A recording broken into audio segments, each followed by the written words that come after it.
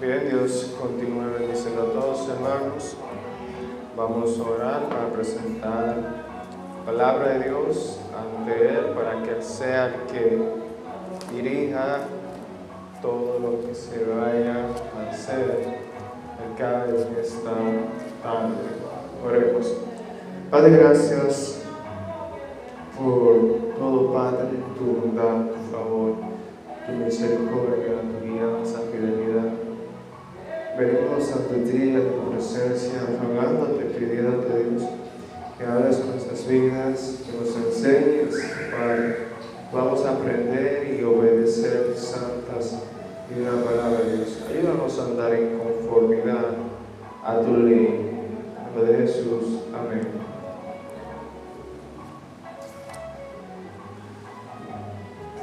Bien, hermanos, Dios le bendiga nuevamente. Hemos estado hablando, como ya ustedes conocen, en esta serie de los Salmos. Ya hemos hablado, hoy es el quinto mensaje de los Salmos. Ya hemos visto 4 secciones de los Salmos. Hoy toca la sección que lleva como subtítulo la letra del alfabeto E, que va desde el 33 al 40. Y vamos a estar hablando bajo el título Un corazón íntegro y renovado. Un corazón íntegro y renovado. La importancia del corazón en la vida del creyente, del cuidado del corazón. Sabiendo que cuando hablamos del corazón, hablamos de la esencia del ser humano, de ese conjunto de pensamientos, actitudes, decisiones que integran al ser humano. La Biblia nos habla, nos dice sobre toda cosa guardada tu corazón, porque de él mana vida. Como el ser del corazón, de los tesoros del corazón, eso es lo que vamos a dar. Entonces debemos cuidar nuestro corazón, así como uno cuida un jardín. Yo no soy mucho de siempre, ustedes lo saben, siempre lo he manifestado, pero por ejemplo un estudio o una habitación, una casa, así como uno la guarda, la cuida, la limpia cada cierto tiempo para que la casa no se ensucie, no se llene de arañas y de defectos. Así no tiene que guardar el corazón, porque si no guardamos el corazón podemos caer en un terrible estado. Y el terrible estado de pecado no es algo de la noche a la mañana, es descuido, que podemos caer, ir deslizando hasta caer terriblemente. Entonces vamos a hablar sobre un corazón íntegro y renovado. Vemos aquí nuevamente la dependencia del salmista, 9 peticiones que vamos a analizar en 8 versículos. Si ustedes se fijan, aquí tenemos solamente 8 versículos, pero de entrada tenemos 9 peticiones, 9 plegarias, oraciones que eleva el salmista a Dios, dándonos a entender que la solución al problema que se va a plantear es la oración, como el salmista actúa de frente a esa situación, como también actúa de frente a la otra, es en oración. Vemos 9 peticiones hechas en estos 8 versos. La amenaza que le impide correr el camino de Dios no es el ambiente hostil, como vimos en Gimel, el tercer mensaje, los versos del 17 al 24. Cuando tratamos la tercera porción del 17 al 24, vimos que lo que le impedía al salmista vivir una vida de santidad, de consagración, era el ambiente hostil en el cual él habitaba. Luego, en el mensaje anterior, vimos que el impedimento era la dificultad de la vida, la dificultad que atravesaba el salmista, era el impedimento para correr esta carrera de la fe. Pero aquí, en esos 8 versos, la dificultad,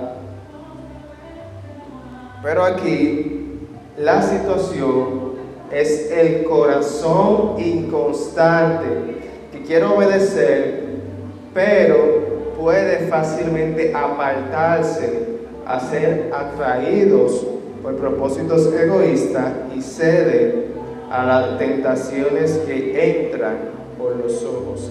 Aquí la situación que puede impedir al salmista correr el camino de la fe cristiana, correr el camino de Dios, es el corazón inestable, ese corazón inconstante. Quiere obedecer a Dios, vemos que este salmista quiere obedecer a Dios, pero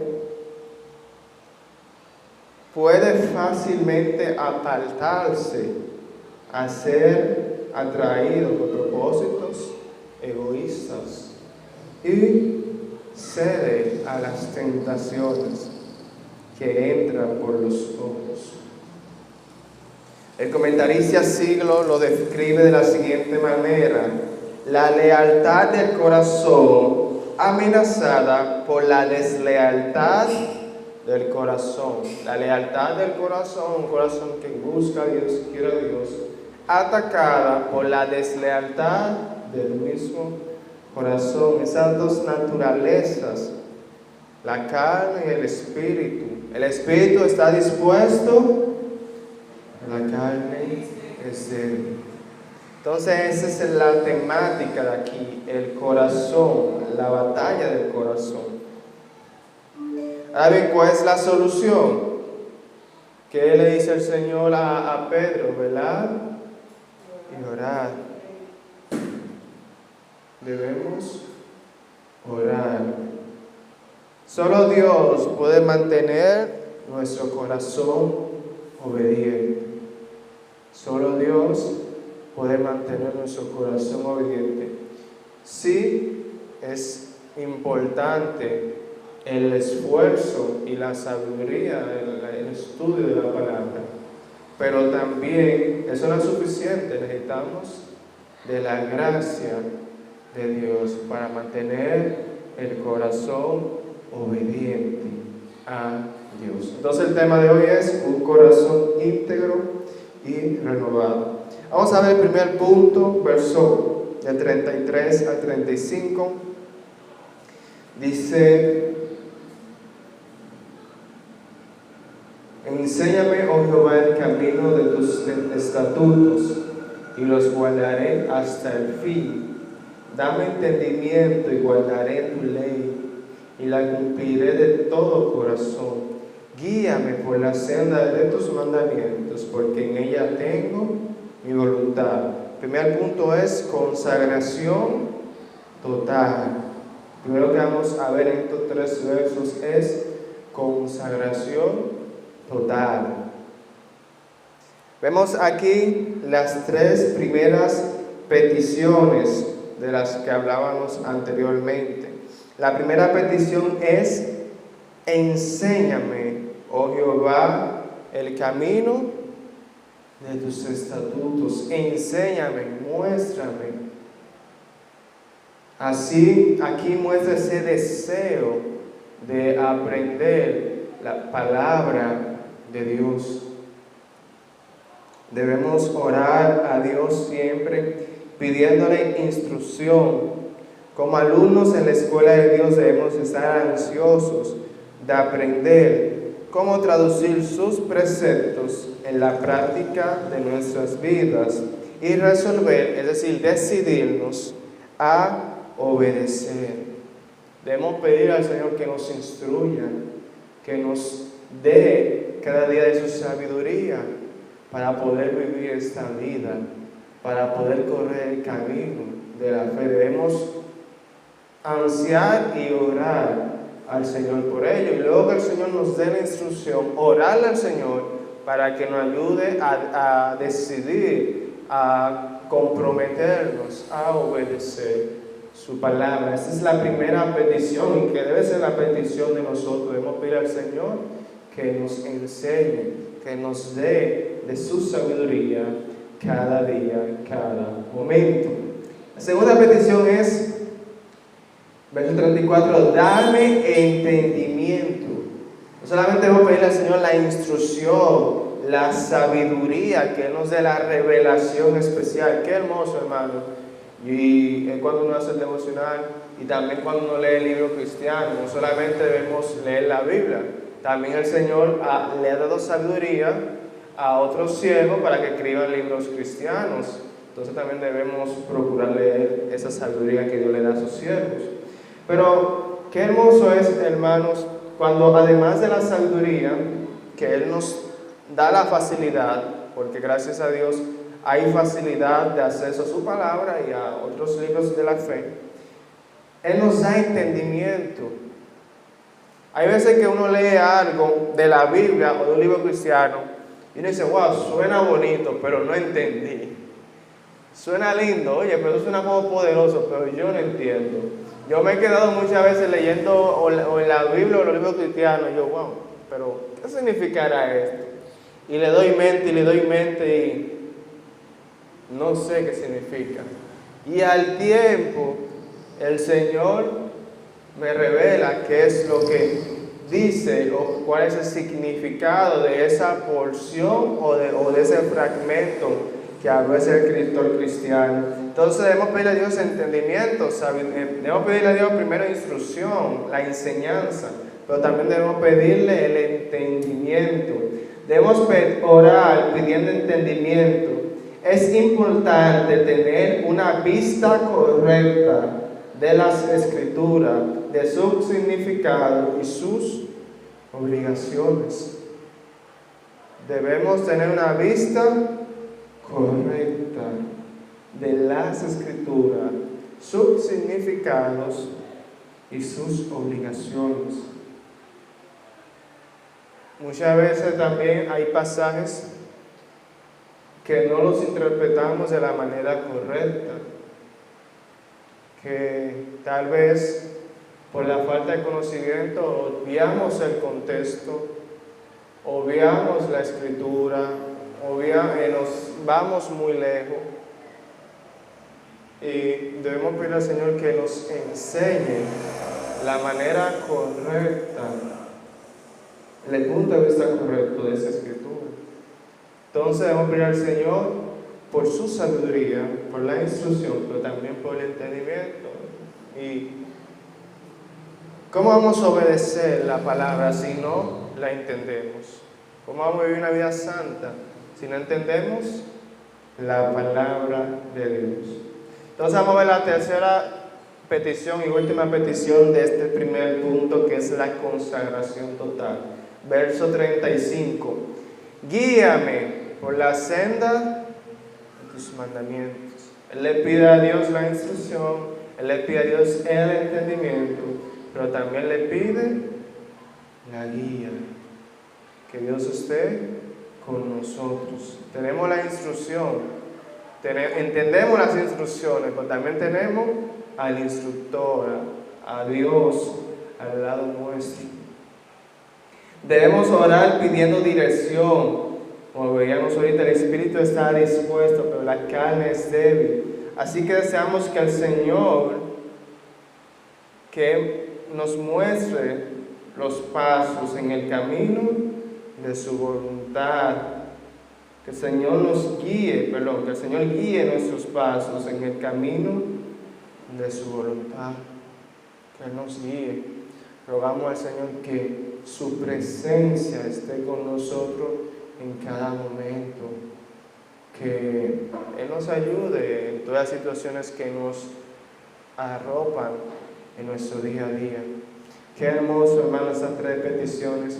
Y yo creo que estas 3 peticiones deben formar parte de nuestras vidas. Que el Señor nos dé la enseñanza, nos dé el entendimiento y nos dé su guía en cada momento. Entonces ya vimos la consagración total y esas 3 oraciones que sería hermoso que integrásemos a nuestra lista de peticiones. Ahora bien, ¿cuáles son las amenazas del corazón? Vamos a ver las amenazas interiores. Antes vimos en Gimer y vimos en Dalet amenazas externas que podían afectar el interior. Ahora aquí vemos amenazas interiores, es decir, un corazón dividido, inconstante. Ese es una gran amenaza. El corazón dividido. Amarás al Señor tu Dios con todo tu corazón, no con una parte, sino con todo el corazón. 2 amenazas, verso 36. Inclina mi corazón a tus testimonios y no a la avaricia. ¿Cuál es la primera amenaza del corazón? La avaricia. La primera amenaza del corazón, hermanos, es la avaricia. Que Dios nos cuide, hermanos, de caer en la avaricia. La avaricia es un terrible pecado que lamentablemente arropa a la humanidad. Me gustaría leer un comentario de Diario Vivir que nos habla de la avaricia. Nos dice lo siguiente: en nuestro mundo actual, la gente muy a menudo codicia las ganancias económicas. El dinero representa poder, influencia y éxito. Hoy en día el dinero representa eso: poder, influencia y éxito. Para muchos el dinero es un Dios. No piensan demasiado en otra cosa, sino en el dinero. En verdad, puede comprar ciertas comodidades y ofrecer alguna seguridad. El dinero se ha vuelto tan importante para algunos que harían casi cualquier cosa por obtenerlo. Terrible esto, hermanos. La realidad es que para la sociedad actual el dinero se ha vuelto un Dios. No es pecado el dinero, para nada. El dinero es una necesidad básica. Abraham era rico, Job era rico. La riqueza no son pecado. Pecado es amar a las riquezas por encima de Dios. Y cuando el Señor habla del amor a las riquezas, ese no era como el único pecado, el pecado central. Había como una amalgama, un grupo de pecados que se desprende del amor al dinero. Del amor al dinero se desprenden otros pecados que conocemos, que rodean, permean a este. Entonces, hermanos, lamentablemente muchas personas harían cualquier cosa por dinero. Vemos hoy en día cómo muchas personas engañan a los demás por dinero. Esa es su vida, su modo vivendi. ¿Cuál es su modo vivendi? La fuente de sus ingresos, de muchos ingresos para ellos: engañar a los demás. Vemos también cómo muchas personas en la actualidad se prostituyen para ganar dinero y ganan gran dinero. ¿Cuál es su modo vivendi, su método de superación? Por la virtualidad, la prostitución. Y vemos cómo otras personas se dedican a otros negocios que conocemos que no son correctos, que no son lícitos. Hacen cosas terribles. ¿Por qué? Por dinero. Debemos rogar a Dios, hermano, que no caigamos en la avaricia. El dinero es importante, da comodidad, da seguridad, pero no es lo más importante. Lo más importante es Dios. Pero mucho más valiosa que la riqueza es la obediencia a Dios. Oigan esto. Debido a que es más un tesoro celestial que uno terrenal. Si vamos a Lucas 12:33, vamos allá. Lucas 12:33. Vamos a ver qué es más valioso que el dinero.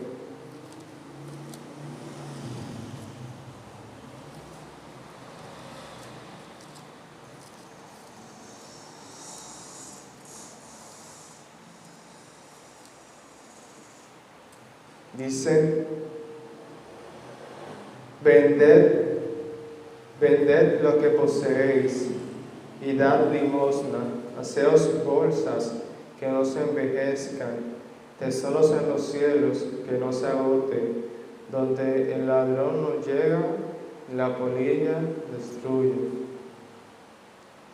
Vamos a leer el 22. No temáis manada pequeña, porque a vosotros les plació daros el cielo, vended lo que poseéis, haz limosna, hacedos bolsas que no envejezcan, tesoros en los cielos que no se agoten, donde el ladrón no llega ni la polilla destruye. Debemos hacer tesoros en los cielos. ¿Cómo hacemos tesoros en los cielos? Haciendo la voluntad de nuestro Dios, obedeciendo a nuestro Dios. Aquí el dinero se agota. Puede pasar cualquier situación y llega a esa situación de golpe y se acaba todo el dinero. Tenía muchísimo dinero y de un momento a otro, clean, en blanco. Hay ladrones que dañan la posesión, que roban las posesiones y también muchas veces los bienes se dañan. Pero el tesoro que se hace en los cielos, no está al alcance de ninguno de estos males. Debemos hacer lo que Dios quiere a pesar de las implicaciones financieras. Haga suya la oración del salmista. Pídale a Dios que le ayude a preferir la obediencia antes que el dinero. A la larga será para su propio beneficio. Debemos hacer, hermanos, la voluntad de Dios a pesar de las implicaciones financieras. Siempre que vayamos a tomar una decisión que involucre el dinero e involucre las cosas de Dios, debemos elegir por encima las cosas de Dios. No todo el dinero se toma, y hay cosas más importantes que el dinero, que son las cosas de Dios. Amén. Bien, entonces es la primera amenaza, la avaricia, una amenaza terrible. Otro versículo ya para terminar sobre la avaricia, 1 Timoteo 6:6. Ya para concluir con esa amenaza, 1 Timoteo 6:6. ¿Qué nos dice 1 Timoteo 6:6?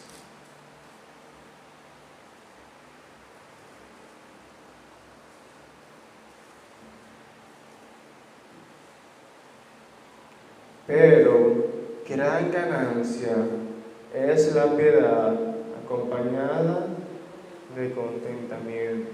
Podemos seguir, porque nada hemos traído a este mundo, sin duda nada podremos sacar.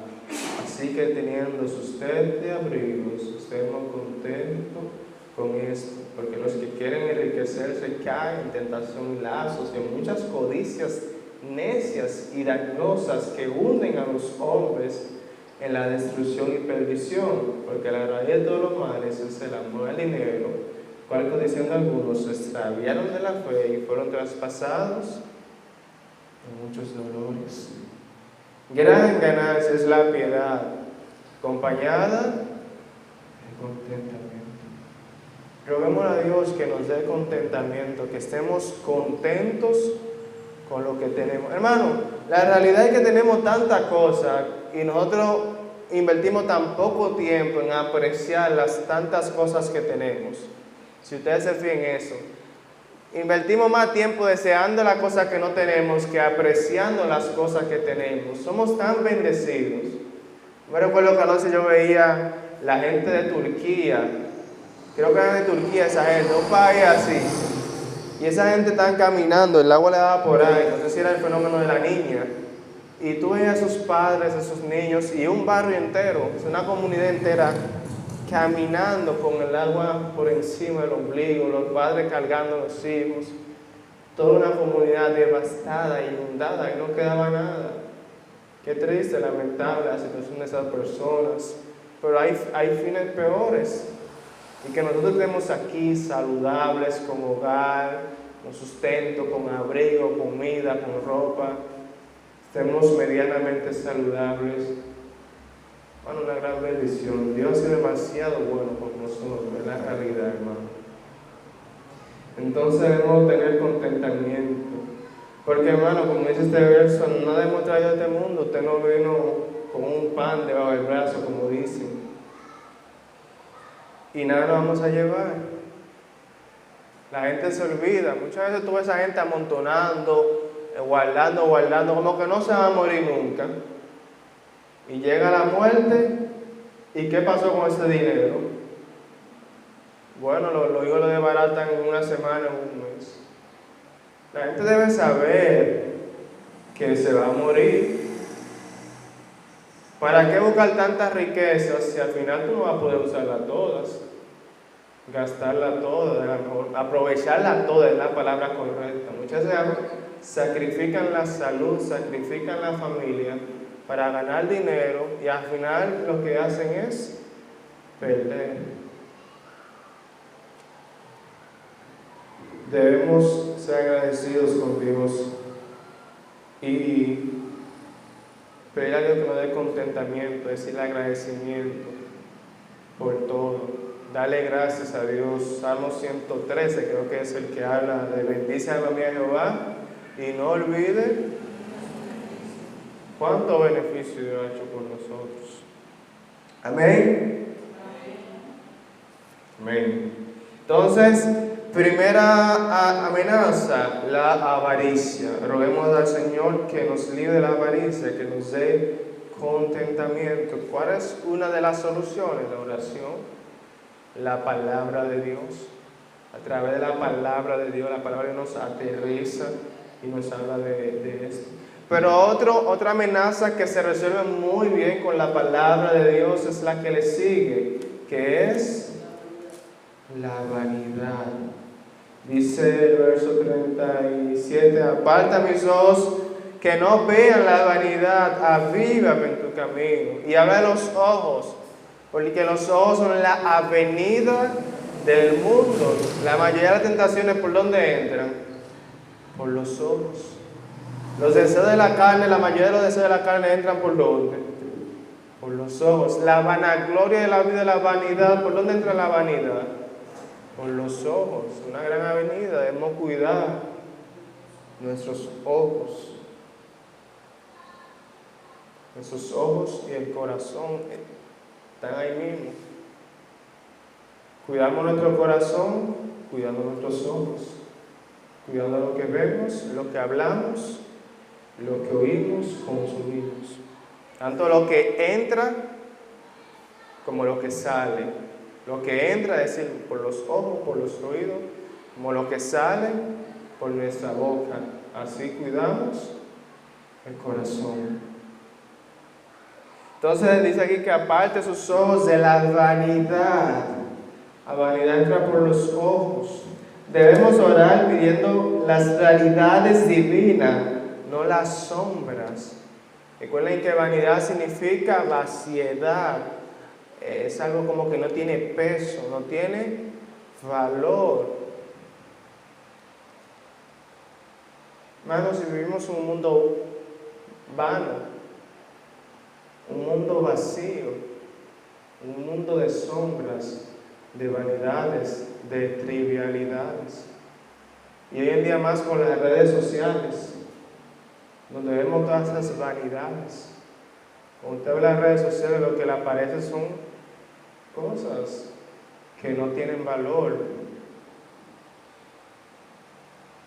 Cuando hablemos de esas redes, muestran un mundo imaginario que no existe. Muchas veces usted abre las redes y le aparece un grupo de cosas, una gente presentando esto, presentando aquello. Pero, y tú te pones a pensar a veces, y esto es importante, pero eso es lo que te presenta. Una persona presentando esto, que yo adquirí esto, adquirí aquello, y que mira lo que yo tengo, y mira esto, y tú dices, ven acá, pero, hace algo importante, hace diferencia. Entonces vemos como las redes nos muestran un mundo imaginario y realmente esas personas no son felices. Eso que ellos tienen que muestran no los llena, porque es un mundo imaginario que no existe, el que nos venden las personas a través de la televisión, a través de las redes sociales. No estamos diciendo que la televisión y las redes sociales son pecados, no, sino que muchas vanidades se presentan a través de ellas. Entonces, hermano, debemos rogarle al Señor que nos aparte de la vanidad. ¿Y cómo nos apartamos de la vanidad? Con la palabra de Dios. En la palabra de Dios está la realidad, lo que es real, lo que importa, lo que tiene real valor, está en la palabra de Dios. El mundo dice una cosa y la palabra de Dios dice otra cosa, pero lo que realmente se cumple es lo que dice la palabra de Dios. Hay sabiduría de alto valor en esta palabra. Entonces roguémosles a Dios que nos muestre las realidades divinas y no las sombras de vanidad que nos presenta este mundo. Entonces, ¿cuáles son las dos amenazas? La avaricia y la vanidad. Son dos amenazas que dividen el corazón de la persona. Y roguémosle a Dios que nos, así como le rogó este salmista a Dios que lo apartara de la avaricia y de la vanidad, roguémosle a Dios, hermano, que nos aparte de estos pecados. Entonces ya vimos la consagración total en las tres peticiones, vimos dos amenazas y tercero vamos a ver el cuidado fiel de Dios del 38 al 49. Dice el 38, confirma tu palabra a tu siervo, confirma tu palabra a tu siervo. ¿Qué quiere decir esto? Debemos orar para que Dios confirme su promesa. Nuestro derecho a su promesa está en el hecho de que le tememos. Él dice a él, bueno, Dios, confirma tu promesa, pero yo te he obedecido. Confirma tu promesa a tu siervo que te teme. El derecho de este siervo lo reclama. Obviamente no merecemos nada, pero él dice, Dios, yo te he temido y tú prometes que al que teme a Dios, ahí ande bendiciones. ¿O me equivoco? Hay un verso que dice, honra, riqueza y vida hay para los que temen a Jehová. Y otro que dice que hay muchas promesas para los que temen a Dios. Entonces, podemos reclamar esa promesa si tememos a Dios. Como le digo, esa es como la promesa más grande que yo he visto, una de las más grandes, o de la que más me gusta particularmente, es riquezas, honra y vida hay para los que temen a Dios, parafraseando. Sí, 22:4.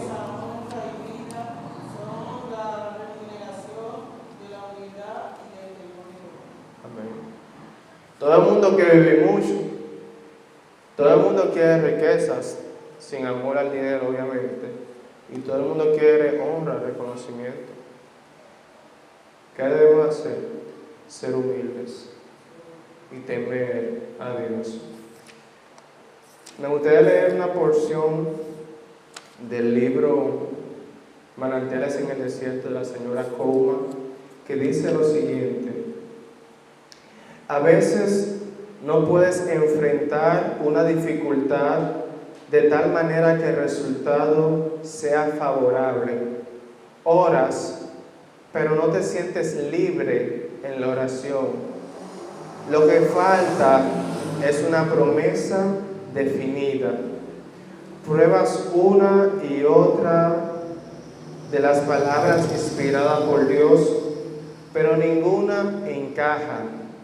Pruebas otra vez y en el momento oportuno se presenta una promesa que parece haber estado escrita para la ocasión. Encaja exactamente, tal como la llave bien hecha entra en el candado para el cual ha sido preparada. Habiendo descubierto la palabra adecuada del Dios viviente, te presentas cuanto antes delante del trono de las gracias y dices: oh Señor, prometiste esta bendición a tu siervo, concédela según tu beneplácito. El asunto queda terminado, la pena se transforma en gozo, la oración ha sido oída. Charles Spurgeon. La fe poderosa, la promesa ve. Solo en Dios descansa confiadamente. Lo imposible no existe, yo sé. Clama y lo hará el Omnipotente. Prueba todas tus llaves, no desesperes jamás. Dios no deja con llave su tesorería. Entonces, hermanos, debemos saber las promesas que están en la Biblia. Y así como dice el salmista, confirma tu promesa, podemos orar con las promesas de la palabra de Dios. Pedirle al Señor conforme a su promesa. Dios, tú has prometido esto, esto y aquello. Yo te ruego, Dios, que tú me concedas, según tu beneplácito, esta promesa. Pero, hermano, esas promesas van de la mano con la obediencia, con el temor a Dios. Amén.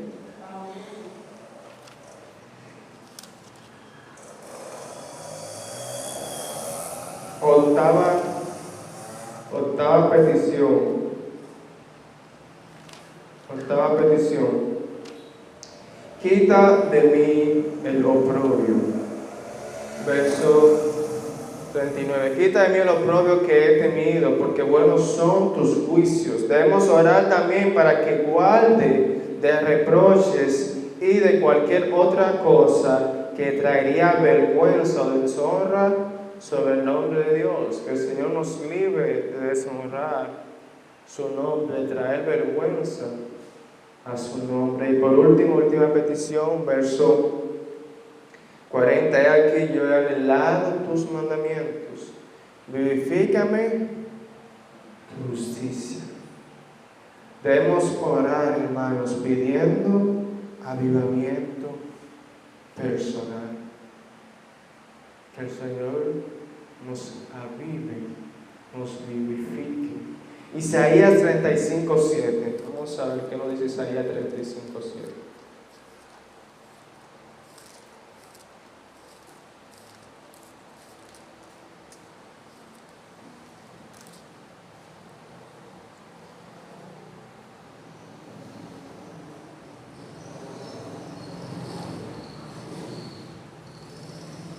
El lugar seco se convertirá en estanque y el sequedad en manaderos de agua. En la morada de chacales, en su guarida, será lugar de cañas y juncos. Vemos aquí que habla sobre esa renovación de esa vida que el Señor le da a ese ambiente. Como Dios transforma un lugar desierto en un lugar de vida, un lugar hostil en un lugar de abundancia, de bendición, de calma, de paz. Así mismo Dios quiere transformar nuestras vidas. Debemos orar al Señor para que seamos entes de su gloria, que seamos transformados, renovados para su gloria, que seamos avivados por Él. Conforme ardemos con el deseo y la añoranza de sus preceptos, Él nos avivará en su justicia. Él añora, Él desea, lo dice la parte anterior, la parte A. Yo he anhelado tus mandamientos. Entonces, conforme a esa añoranza, Dios avivará en su justicia. Todos debemos desear la palabra de Dios, añorar, anhelar la palabra de Dios, y ella avivará nuestras vidas.